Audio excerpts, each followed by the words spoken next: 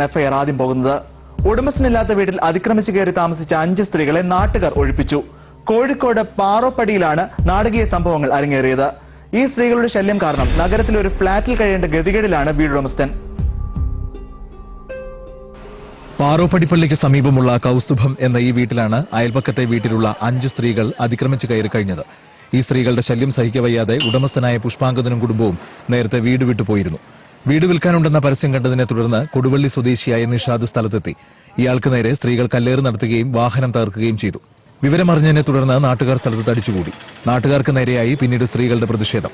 സ്ഥലത്ത് പോലീസ് ഉണ്ടായിട്ടും പ്രശ്നത്തിൽ ഇടപെട്ടില്ല. ഉടമസ്ഥൻ സ്ഥലത്തെത്തിയാൽ മാത്രം നടപടിയെടുക്കാമെന്നായി പോലീസ്.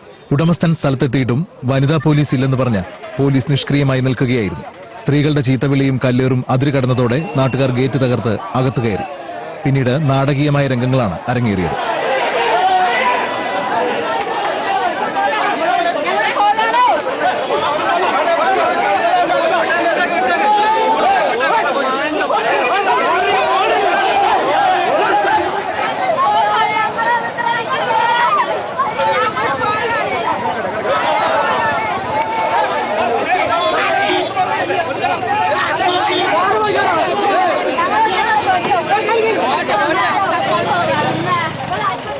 ഒടുവിൽ സ്ത്രീകൾ ഈ വീട്ടിൽ നിന്നിറങ്ങി സമീപത്തുള്ള അവരുടെ വീട്ടിലേക്ക് പോയി. ക്രമിക്കുന്നുള്ള രീതിയുണ്ട്, അത് അവരുടെ കാര്യം ഉറപ്പിച്ചോളാം. അങ്ങനത്തെ ആൾക്കാരാണ്, എന്ത് സംഭവിക്കാം. ഏഷ്യാനെറ്റ് ന്യൂസ്, കോഴിക്കോട്.